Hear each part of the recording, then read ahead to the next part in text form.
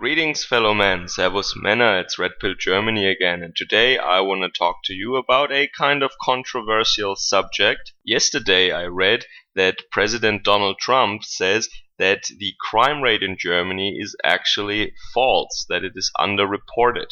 Whereas, of course, Angela Merkel and all the lefties in Europe are saying that everything is fine and the crime rate is actually on an relative low and that it is lower than last year. And of course you have the predictable and boring reactions of these so-called fact checkers who say right away that Donald Trump lied and the official numbers clearly say that, and other people mock right-wing people just because they don't believe in the official government statistics, because it doesn't agree with their ideology.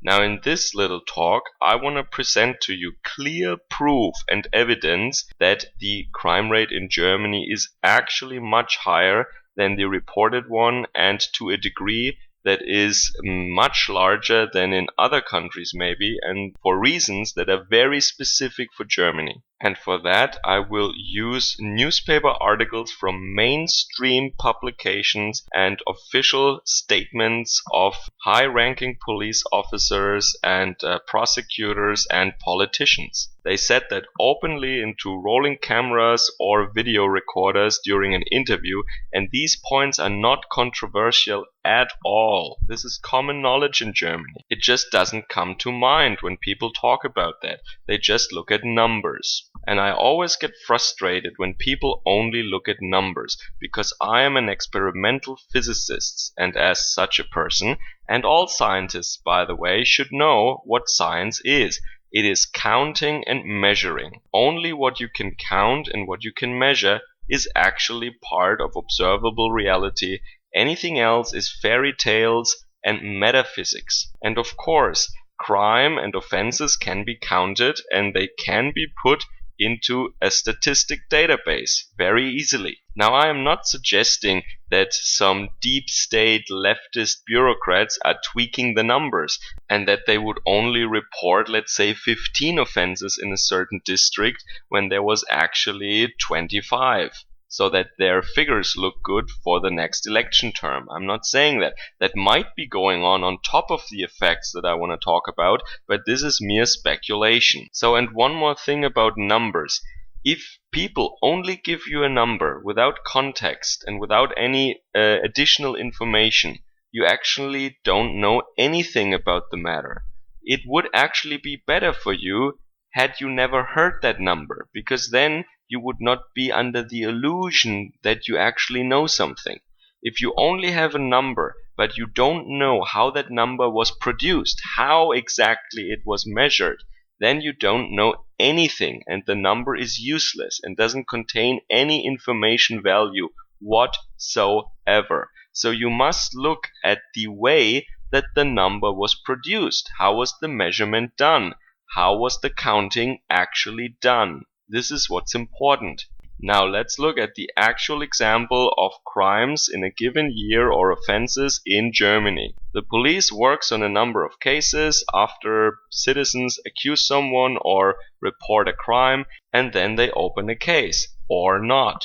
And all the cases that are opened are sorted according to the quality of the offense or the kind of offense, and then by the end of the year, they will all be forwarded to federal statistics offices, and then in the next year, the general statistics will be published. And herein lies the problem, because if the police doesn't open a case, this number, this incident will not be counted. And let's look at examples from the mainstream media, what happened in recent years. Let's start in the wonderful city of Berlin, where a district mayor from the Green Party decided to tell her police force that they are not supposed to go after people dealing with illegal substances, baby please. Now of course these things are illegal in Germany, absolutely illegal. They're even illegal in Amsterdam, as a person reporting about that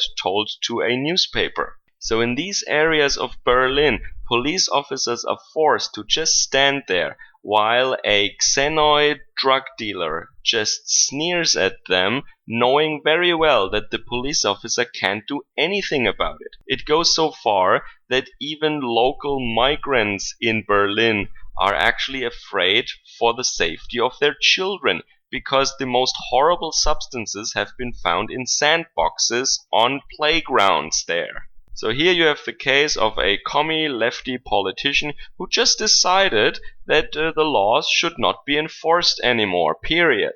And these drug dealers are of course not Germans, but they came in after 2015. And a very similar thing happened in Kiel in northern Germany. So also here local politicians and the state prosecutor and the police decided that menial crime or something like vandalism and theft in a supermarket should not even be treated anymore by the police. The police should not go after these offenses if they were done by a migrant, so a person who has dark skin. That means someone who doesn't have a passport, for example. They didn't even take mugshots. They didn't even take him to the police station. They didn't even take his fingerprints. No, they were just letting him go. Not even go with a warning, because what should they warn him about? Of course, they can steal as much as they want. The city basically just decided to not go after people who steal in supermarkets anymore. So just like the illegal substances in Berlin, a politician together with a police chief and a state prosecutor maybe, they just decide to make certain things practically legal for certain people. Of course not for people like me. If I would do any of those things, I would go right to jail. This is also something one has to bear in mind when people tell us that migrants are not more criminal than the average German. Well, that is easy to say if in some major cities in Germany the police are directly told by their superiors to not arrest people with brown skin when they commit a crime. And this is not from some right-wing blog, or this is not hearsay. This is in the mainstream media, and these are public officials who said that clearly. So now I have 3 more examples, one from Berlin, one from Hamburg, and one from Bremen, where there are reports about reported cases that the police doesn't get to work on because they're understaffed. Yes. According to newspaper reports, we're talking about 55,000 cases in Berlin, 10,000 in Bremen, and several thousand in Hamburg. And these are just individual German cities. I don't even want to imagine what this number is for the whole federation. So this is a different category than what I talked about earlier. These are cases that were reported and that the police should actually pursue, not like these other cases that they were directly told to ignore. No, these are cases they should actually work on, even according to their, I would say, criminal superiors. These are cases they just don't get to open because they don't have the time. And that has everything to do with what happened in 2015. So these were the cases where I have specific sources, and now there are some general considerations, also partly with sources. First of all, everyone knows that there are no-go zones now in Germany. Places that the police officially still polices, because we don't have no-go zones, but in practice, after nightfall, if something happens in there, you're pretty much on your own and everyone knows it. So stuff that happens there normally doesn't even get to the police. And then we have, of course, our parallel court system. Yes, we have a system of religious courts with religious judges that operate completely in parallel to our official German court system and legal system. Of course, you all know what I'm talking about. And when something happens between 2 families of that Oriental faith, they will not even call the German police. But that is still crime, and it's not reported, of course. And you know what happens if someone from that faith and someone who is maybe a European have some conflict together, yeah, you can imagine what happens then. They will pressure that person to not go to the police because they don't think the police is legitimate, and they don't think the German courts is legitimate. So I hope I will never have a car accident involving one of these people, because they will threaten my life and the life of my family if I say I want to call the cops. And this is also a new reality in Germany, and also leads to underreported crime. So this is just what I found after 2 hours of research based on the incidents and circumstances that I still knew from the top of my head. And there is also a noteworthy article from the newspaper Die Junge Freiheit, and they say that while the general number of offenses or crime was actually going down when you compare 2015 with 2017, however, the crime that really makes you feel unsafe, the crime that really destroys your day or your life, that was going up, way up. And we're not talking about some graffiti or some smashed window. We're talking about when somebody you love is taken from you, or when somebody ends up paralyzed in a wheelchair, or the other horrible, gruesome cases that we heard so much about recently. That kind of crime went up enormously, and that is why it is true that people are actually beginning to get fed up with Angela Merkel. And no, she is not the most popular politician in Germany. That's also a lie. But basically, I'm done with my little fact rant. Towards the end, I just want to say that as a scientist, I really can just appeal to people's reason and to their intelligence, and just tell you guys, don't believe these numbers. Or in the future, when you read or when you hear numbers, stats, percentages, whatever, always ask yourself, how was it counted?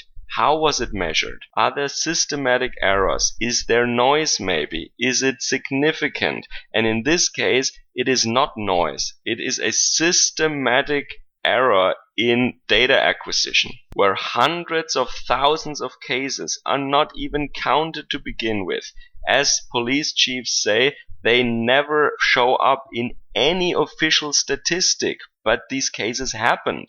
Based on all these factors that I just told you and many more, scientists actually believe that the true annual crime number in Germany is not 5 point something million or 6 million, it's more like between 20 and 25 million. And this is due to reasons that are not given in any other country just as well. Yeah, okay, maybe in Sweden, I don't know. But many of these reasons for the difference between the official crime stats and the actual crime stats that we don't know because it's not really counted, have their origins in recent events that were clearly connected to the opening of the borders in 2015. Because the people that came in are the people that the police is told to ignore and just let go.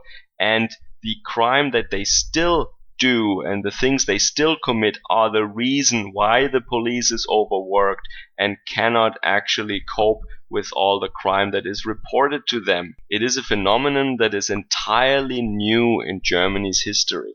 And this is why, in this case, Donald Trump is again kind of right.